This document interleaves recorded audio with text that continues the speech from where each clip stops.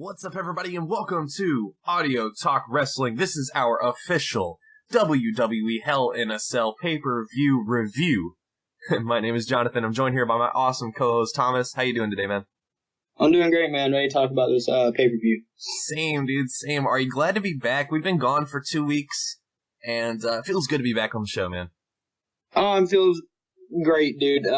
Still battling a little bit of allergies, but, I mean, I know you were sick and I was sick, and a bunch of sickness just caused us not to be able to record and whatnot, but we're back and better than ever, ready for this, ready for this review on a really decent, more than decent pay-per-view last night, I would say. Yeah, no, I agree. This was, honestly, in my opinion, this was the best pay-per-view we've had in the last 4 to 5 months. It was way better than SummerSlam, that's for sure. So, you know, overall, pretty decent pay-per-view, but I just want to get that out the way. Just want to let you guys know we have been out for like 2 weeks. I want to apologize for that, but we're back now, better than ever, ready to get into the show. Do want to give a quick disclaimer first before we get into the show. If you guys came here to listen to us talk about Jinder Mahal, it's not going to happen. Nope. Jinder Mahal does not deserve to have his name be dropped on this show. It's not going to happen. We are not going to talk about the match. We are not going to discuss it. All you need to know is that Shinsuke Nakamura did not win the title. Jinder Mahal did. He is still our champion, and it looks like we're going to be riding this out till WrestleMania. So we're in for a long ride with a bad champion who is defacing that title in every way possible. So that's sad, but it is what it is, man. We're not going to talk about it.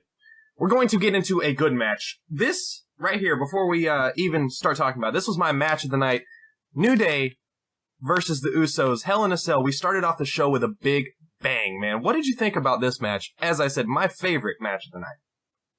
Oh, dude, I love this match, man. I mean, building up to this pay-per-view, I was so excited for this match, man, because the New Day and the Usos, they always know how to go out there and kill a match. They've been doing this for as long as this rivalry has been going on.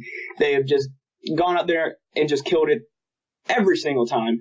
And to be honest, this was a very close one for my match of the night as well, but I got another match of the night. But I really, really enjoyed this match. I thought, everybody did their job pretty well. It was great. It was creative. It was brutal, which embraced the whole Hell in the Cell and whatnot. They embraced the cell and whatnot, and they just did their part, and everything was great, dude. I love this match.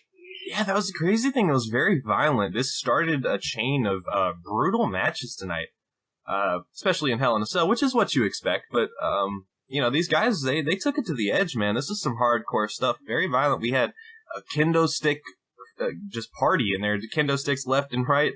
They must have had 20 of them under the ring.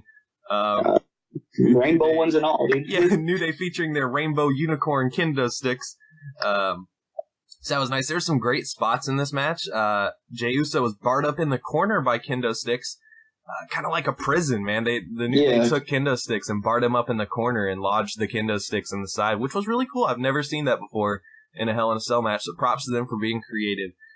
We had Xavier Woods handcuffed to the ring post and beaten relentlessly by the Usos with kendo sticks.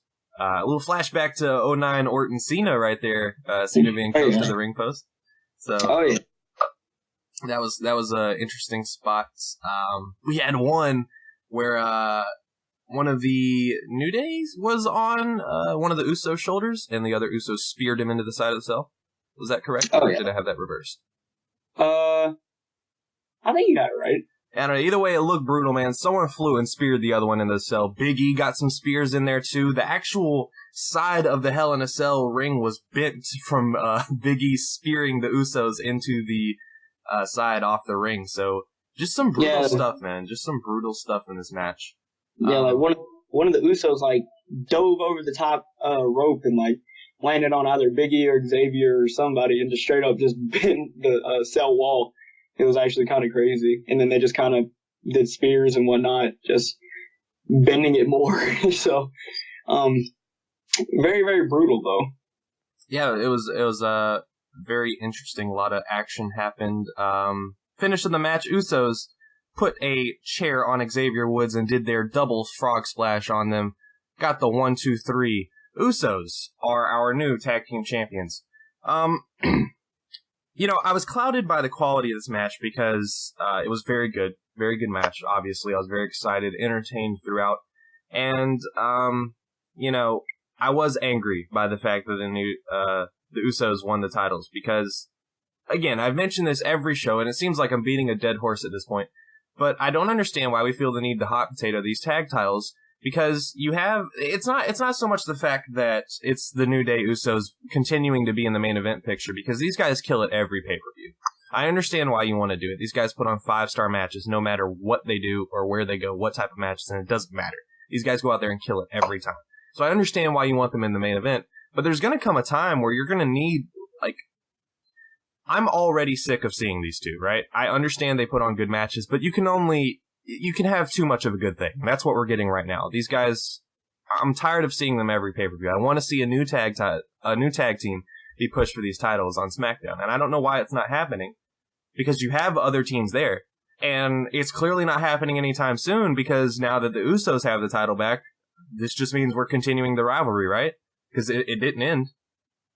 So I guess New Day is going to be fighting them again at the next pay-per-view.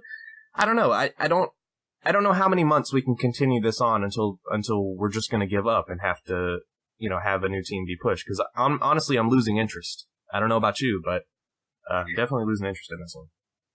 I mean, I heard that, I'm pretty sure that it was said that this would be the last chance the Usos had for the titles. I don't know if it's the other way or if it's the same way for the New Day.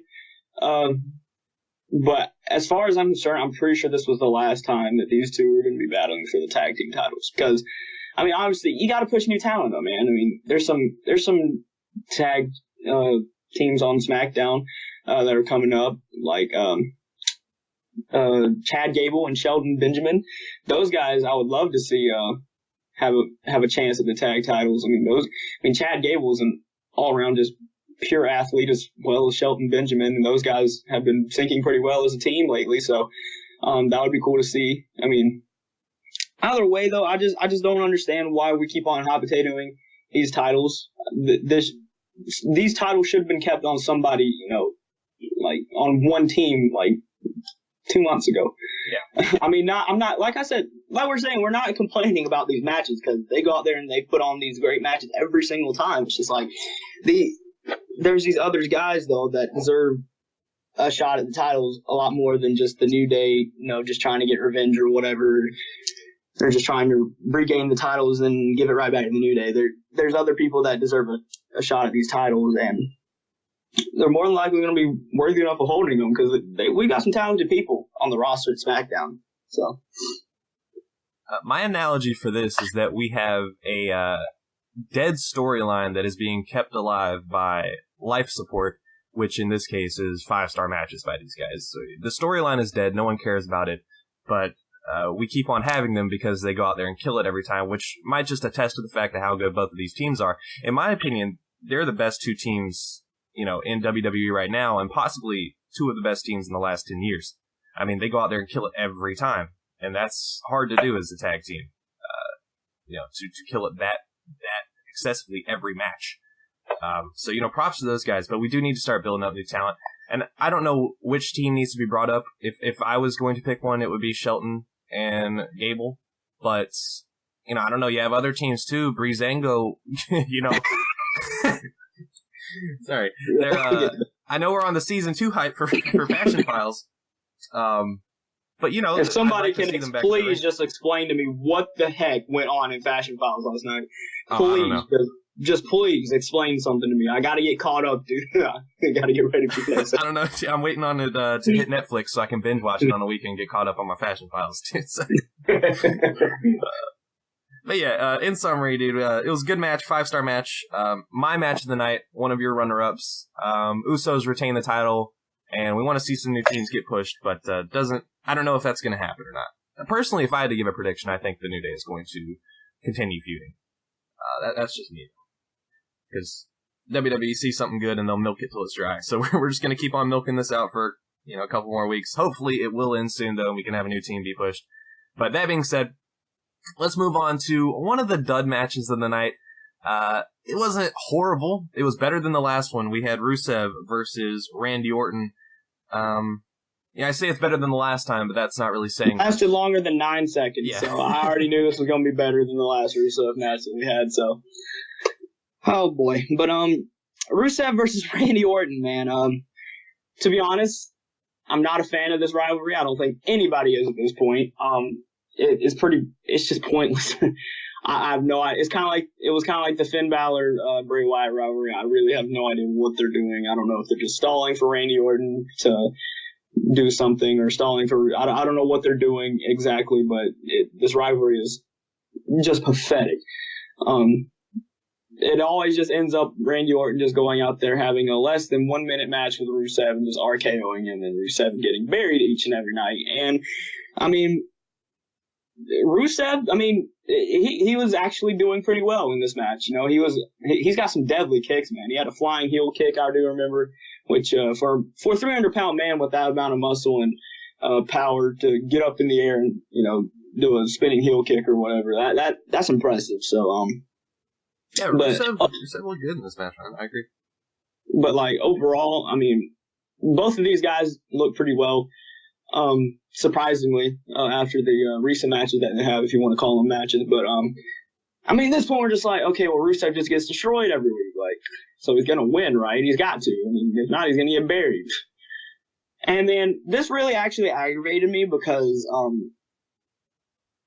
Randy Orton did his patented, off the rope or second rope DDT on Rusev, and he was on the ring mat and whatnot, just pounding it, getting ready for the RKO, and he was right there, right beside Rusev. Rusev was laying on his back, and Randy Orton put his hands down, to put his wrist down, and Rusev grabbed him and straight up countered it and was going to go for the camel clutch. Yeah, the camel clutch. Yeah, that's what it is. And then I was like, dude, that is such a great counter. I've never seen that before. That's great. And I was like, okay, Rusev's about to win. That's Rusev. That's Rusev's dub right there. And then what does Randy Orton do? He slithers out of the camel clutch again that he'd already done, and he hits the RKO on Rusev, and he wins the match. So Rusev got buried last night. So let's give it up for WWE for burying once again more talent. But yeah, that kind of aggravated me. But at the same time, Rusev and Randy Orton, I don't know what they're doing with these guys. It was kind of all of a pointless rivalry anyway. Not saying that I don't feel bad for Rusev getting buried, because, trust me, that irritated me a lot because that was a good counter. But I don't know what they're planning on doing with these guys, but it wasn't really that of them.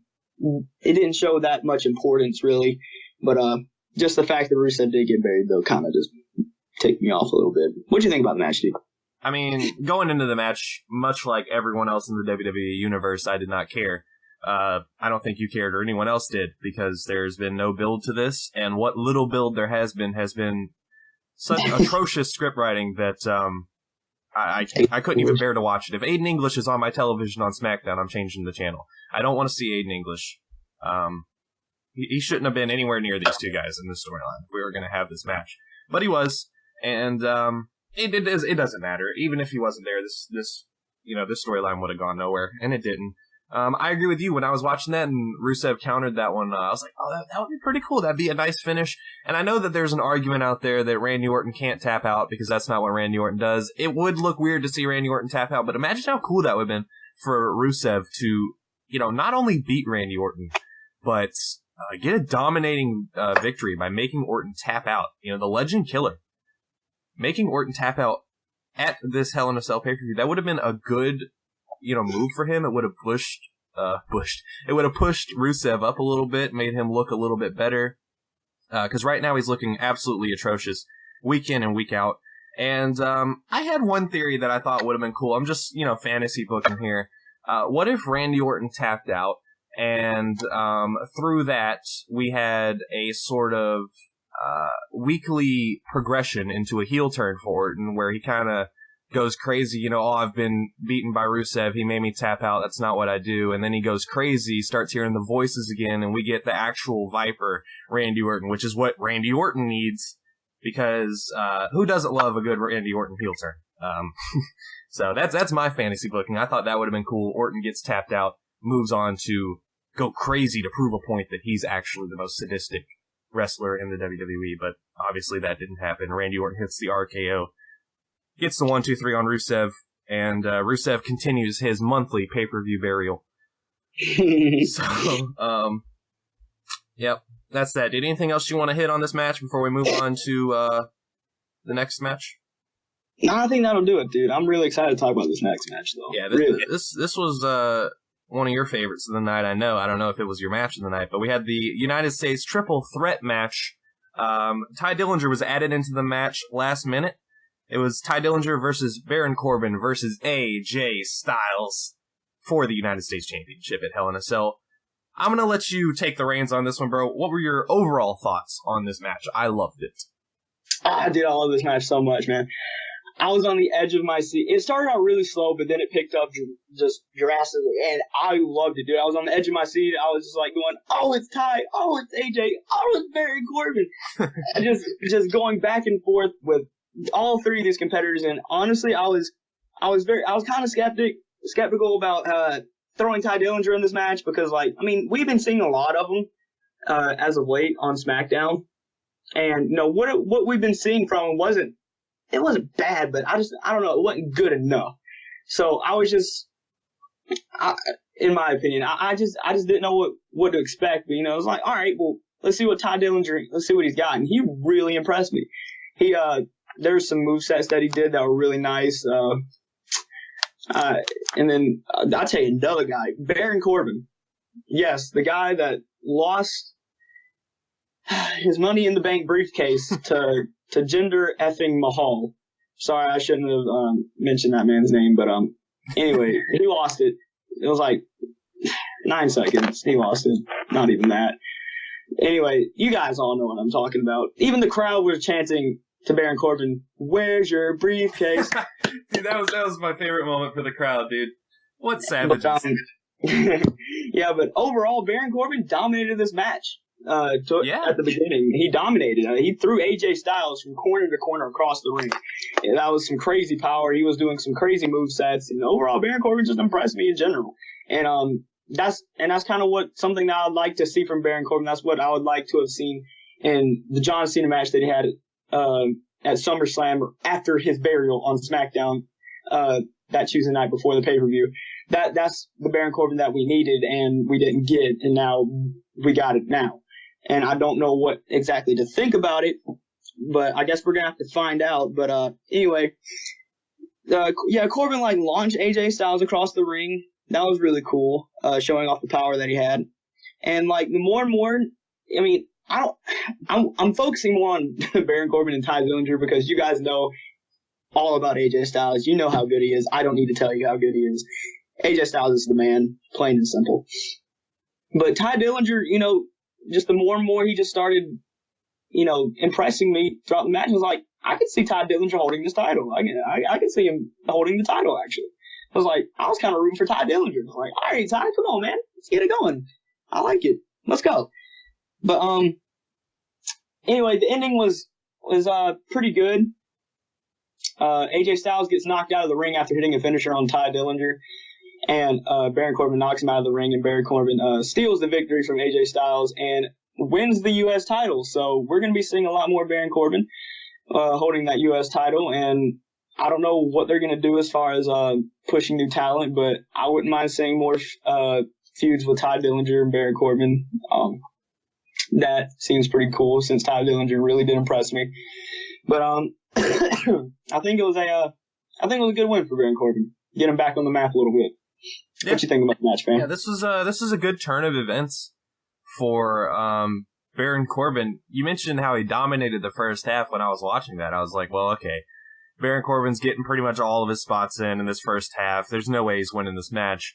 I was expecting an AJ Styles retain or maybe a surprise Ty Dillinger, but I didn't think that Baron Corbin is going to win because he dominated so much the first half. But you know, this just ended up being a really good victory for Baron Corbin because not only did he win, but he looked good while doing it. He got a good heel win, threw him out the ring, stole the pin. We've seen it before, but you know, it is what it is. It's a good move on Baron Corbin's part. I'm okay with him being U.S. champion. And I'm okay with AJ Styles dropping the title as long as this leads to better things for AJ Styles. I don't want to see more AJ Styles in this United States Championship feud. I want this to be solely Ty Dillinger and Baron Corbin. I'm with you on that. I think that that's going to be awesome. Ty Dillinger, I agree, looked really good in this match. He proved a point at this pay-per-view that he belongs at least on the upper mid-card. And he really made a statement tonight. He looked good. He held his own in the ring with those guys. AJ Styles looked good. This was a good match, man. It really was. And as I said, I just hope that this leads to better things for AJ Styles. I hope he gets pushed for the world title. My biggest fear, however, is that if he does get pushed for the title, number one, Shinsuke Nakamura wouldn't be in the picture, and I don't know what they would do with Shinsuke. And number two, I'm worried that no matter what, we're going to keep the title on the man that currently holds it, and AJ Styles is going to be the next victim in line for the modern-day Maharaja. And if that happens, I don't know what I will do. I honestly can't imagine my mental state after seeing AJ Styles fall to Jinder Mahal. So, I don't know, dude. If it leads to a world title reign for AJ, I'm fine with that. Hopefully, point being, he'll move on to something better. Baron Corbin wins the title. This is a good turn of events for him. Glad he's got the title. He looked good in this match. Hopefully, he can continue to do great things in the mid-card. AJ can move on up. So, moving on to the next match.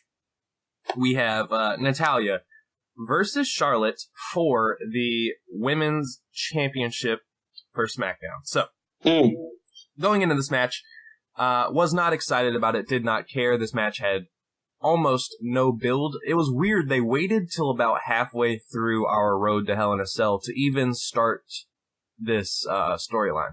Because if you remember, Natalya kind of just wasn't involved on SmackDown for like the first 2 to 3 weeks. So we didn't even get any build until halfway through our road to Hell in a Cell. So there wasn't enough time to build this. No one cared going into it. Everyone expected, or at least I expected, Charlotte to get this dub. I thought Natalya's push was just a 1 month thing, you know, give her reward for being in the company for 10 years. I was okay with it. But I was wrong. We were all wrong. Natalya hits Charlotte with a steel chair and retains her title by DQ in classic heel fashion. So Natalya is still our champion, although Charlotte did get the dub, technically. She does not have the title, though. Natalya still holds our women's championship, and we will continue this rivalry into the future, apparently. So what are your thoughts on continuing this rivalry, bro? Are you okay with Natalya holding the title to feud with Charlotte? What are your overall thoughts on the outcome of this match? I guess I'm okay with it. Because like you said, the build-up with this rivalry never really got started until halfway to the pay-per-view. But I'm okay with Natalya holding the title for a little bit longer as long as she loses it. I don't, like, maybe you set it up for, like, a SmackDown women's title match. I don't know. But as long as she loses it to Charlotte or whoever, as long as Natalya loses that title at some point leading up to the next pay-per-view or sometime before the pay-per-view, I'm completely okay with it. But overall, the match was extremely boring. Charlotte's knee got messed up pretty bad, apparently. And to be honest, I sat there and was like, could this set up a Carmella cash-in? I was like, yep. Ooh, we haven't seen anything from Carmella tonight as far as I'm concerned, and I think that would be pretty cool. And then the more and more they started going on, and Charlotte did a beautiful moonsault, though, off the top rope on Natalya outside of the ring, which led to the DQ. I was thinking, well, hey, this is just setting up perfect for it. And then Natalya hit her with a steel chair, and then my hopes and dreams got crushed. So Natalya is still our women's champion, ladies and gentlemen. Great, love it.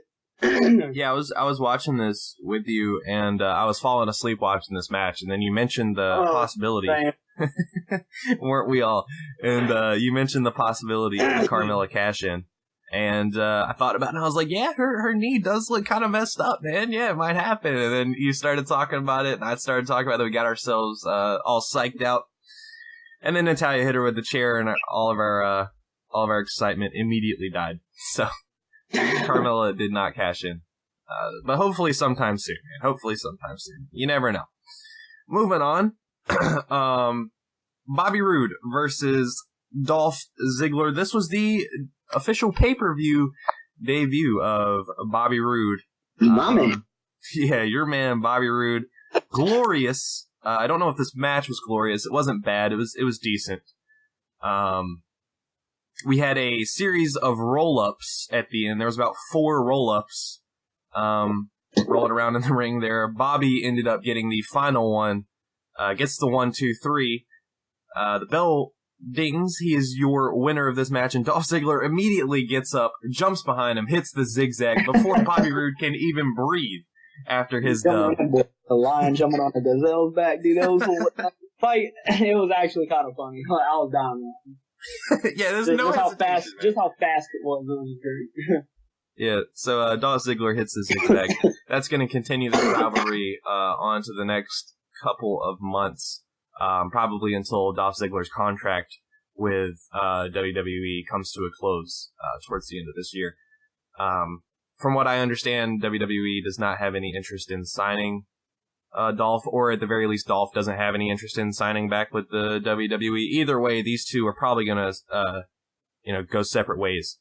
And are you sad to see Dolph Ziggler go after this last rivalry with Bobby Ziggler, putting over the new talent, moving on to the Indies? Are you sad to see Dolph Ziggler go, or do you not care?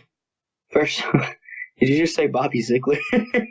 Did I? Oh, I think you did. That was funny. But anyways, my bad. I'm not gonna cry a river over the fact that Dolph Ziggler is leaving. I mean, his life. I mean, he's got business of his own that he needs to take care of, and if he doesn't like staying in WWE, then that's fine. And if WWE doesn't like him staying in the company, then that's their own thing. I'm not gonna cry a river over Dolph Ziggler. But Dolph Ziggler, I mean, he's got a lot of talent, dude. Dolph Ziggler has a lot of talent, and if Dolph Ziggler ends up going over to the Ring of Honor or Lucha Underground, I don't know where he'll end up going, but just to the indie scene whatsoever, just kind of making a name for himself. I mean, heck, look what Cody Rhodes has done, dude. Look at that man. He's over there in Japan just killing it right now. Yeah. And making WWE regret just losing that guy. And I mean, to be honest, Dolph Ziggler is the guy with the talent to he's that type of guy with the talent to, make WWE do the exact same thing, in my opinion. It just depends on how well or how hard Dolph Ziggler is willing to work for that. But I'm sad that we're losing a guy with a lot of talent, but I'm not sad. I mean, the fact that Dolph Ziggler's been doing the stupid entrance crap these past few weeks, I'm not sad about losing that. So, yeah. Yeah, I just kind of want this rivalry to be over with, but I think this is, a good... That's only because I want to see Bobby Roode move on to better things, but I think we all do. Yeah. But, this is okay for Bobby Roode. Ziggler will help put him over, and he can do that on his way out. But, overall, this was a decent match. But at this point, we were just waiting for the main event of the evening. This is where things got crazy for Hell in a Cell. If it wasn't crazy enough before, we had a lot of hype going into this. This has been some of the best storytelling that I have seen come out of WWE this year. The Shane McMahon, Kevin Owens feud, Kevin Owens versus the McMahon family. Wow, man, this match, awesome, bro. In one word, awesome. This match was amazing. Shane McMahon has still got it, man. Oh, boy. For a man that can't wrestle, this guy, you can't argue with the fact that he has passion for this business. The stuff that he does, 100%, dude. The way that he puts his body on the line in these matches, you can just tell that he bleeds this company, and I respect that, man. Kevin Owens, the best heel in WWE right now. This match was awesome, man. What were your thoughts on it? Oh my god, dude. This was my match of the night. I mean, obviously, how can I not put this match for the match of the night? It made the pay-per-view, as it should, as it has been building up. It just makes every single SmackDown. But this match was great. I mean, Shane McMahon, I had no idea what exactly to expect. out of Shane McMahon, but this man is straight up, like boxing with Kevin Owens and cartwheel kicks and shooting star presses and like, what is going on, Shane McMahon? Like coast to coast, trash cans, tables, like what? Shane McMahon has got it, and he has got a lot more than what he already had. Kevin Owens, he did really well just playing the heel throughout this entire thing. Shane's kids actually were on front row watching this. Kevin Owens would sit there beating up Shane McMahon, taunting his kids, playing the heel role very well, as Kevin normally does. But there are some really, really awesome spots in this match. Mentioning there was a cartwheel kick by Shane McMahon outside of the cell. That was pretty cool. And then Shane McMahon had set up Kevin Owens in the ring for a shooting star press.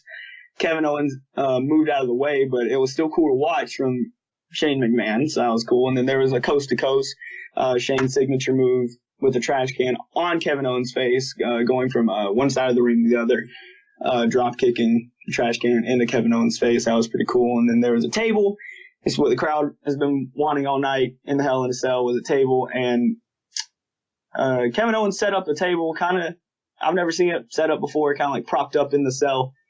On the cell wall, and then set Shane up on top of it, and then got up on the ring apron and did a cannonball. Shane moved, and the table just imploded when Kevin did the cannonball off the ring apron. That was pretty cool. And then just when this match is just like basically getting just more awesome by every single moveset that goes on, you get Shane McMahon sitting there staring up at the top of this cell, and was like, no, come on now, Shane. Yeah. Shane. Yeah. So anyway, he goes to the door, and he's like, open the door. Open the door, like right now.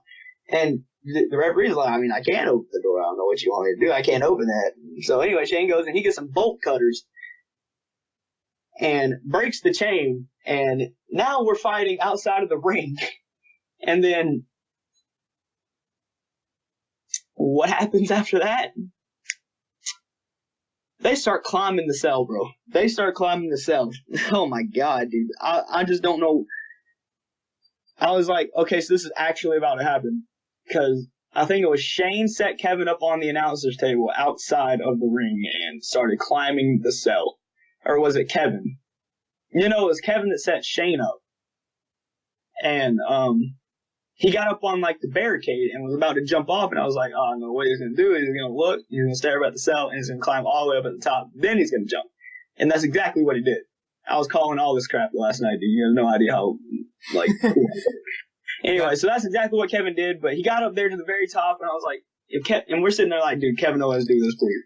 Because I'm telling Jonathan's sitting there, he's like, yo, there's no way Kevin Owens does this. He's like, listen, Kevin Owens has done some nasty falls in his career. He will do it. I know he will.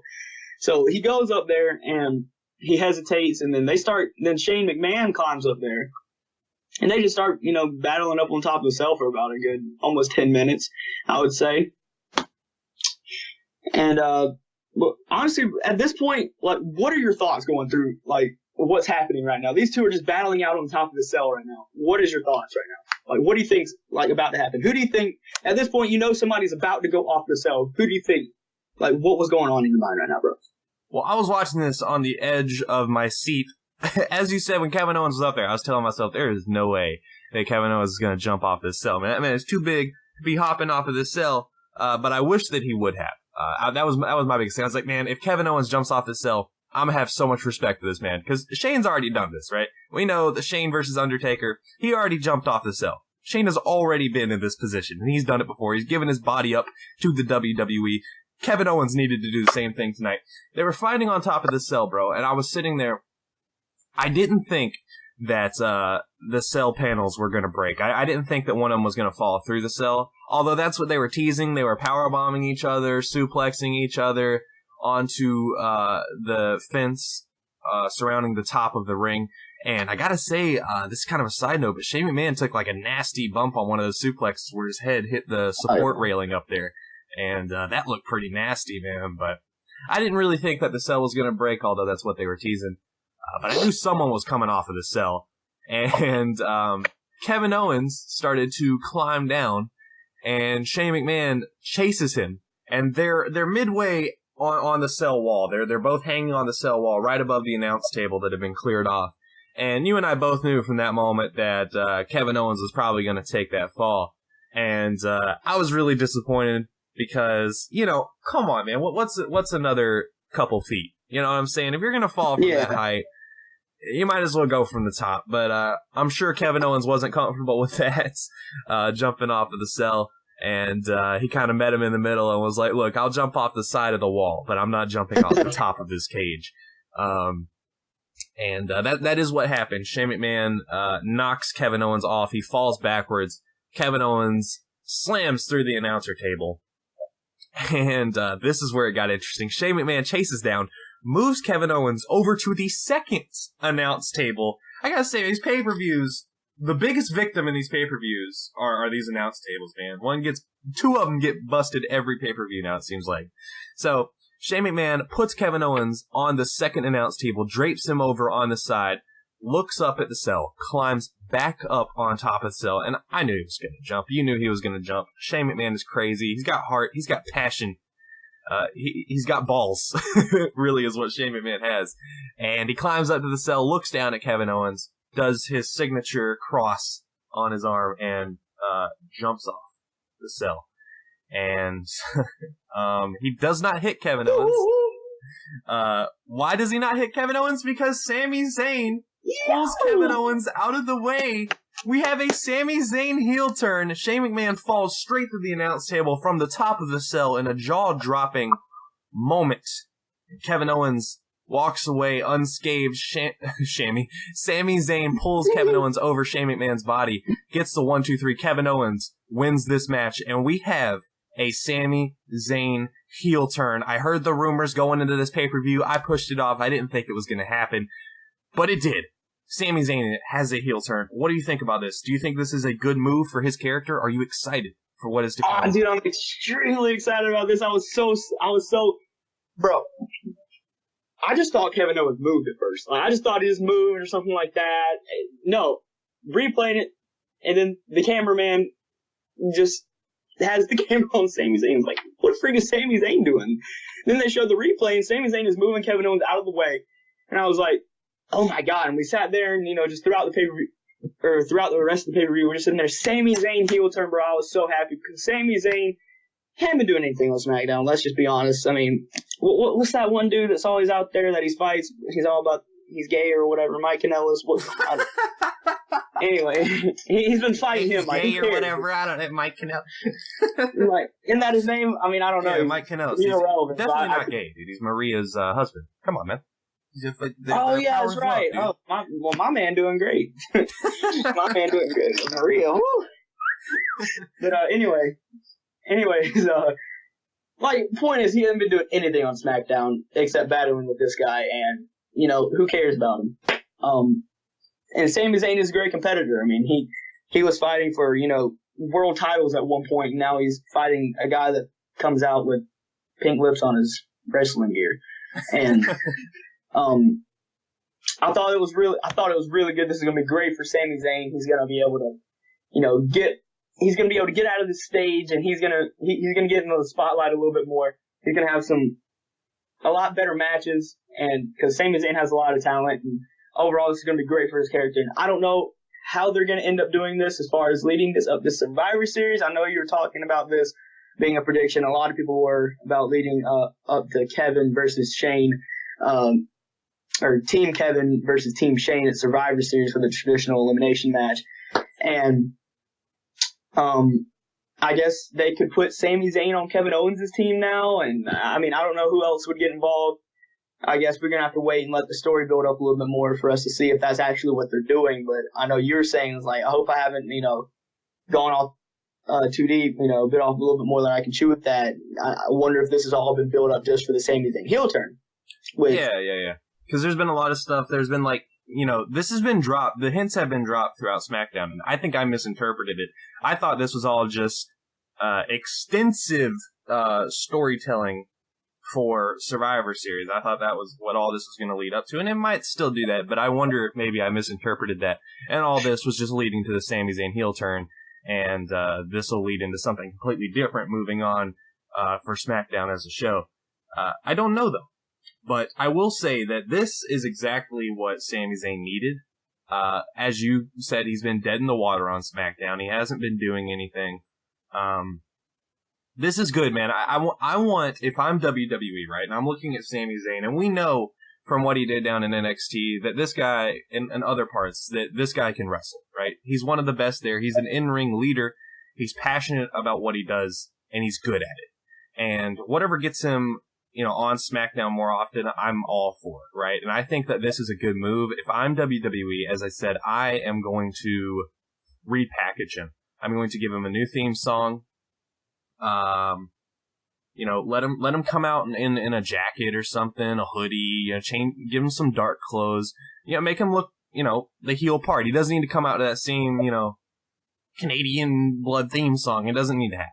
Let's get, Sami Zayn coming out there in some new ring attire, some new, logos, entrance theme. Let's repackage him completely, give him a new look, revamp his character, man, and whatever gets him on TV is okay for me.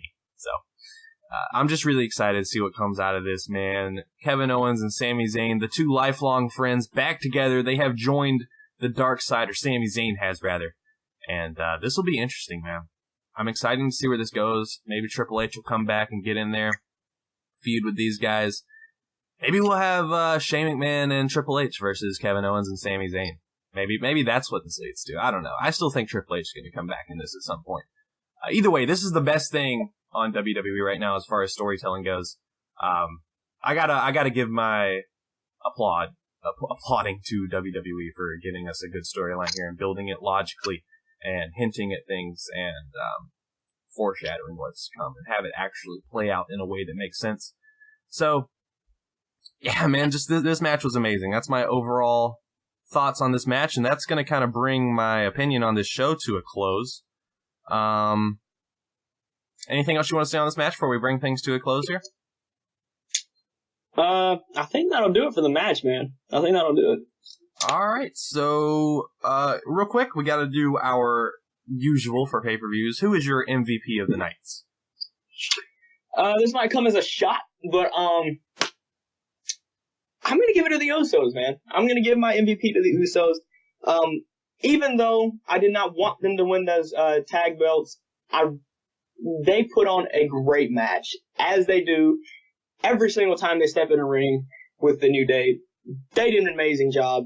Beautiful tag teamwork. Just overall great match. I'm gonna give it to the Usos. Congrats to those guys. Okay. Interesting choice there. My MVP is the only MVP, in my opinion, the only man that jumped off the top of a cell. Shane McMahon, dude. What a guy, what a legend, jumping off the enclosed steel structure, man. Super high up. That was brutal. Shane McMahon is my MVP. Put on an amazing 5-star match. What a night this was, man. What is your official ATW show rating?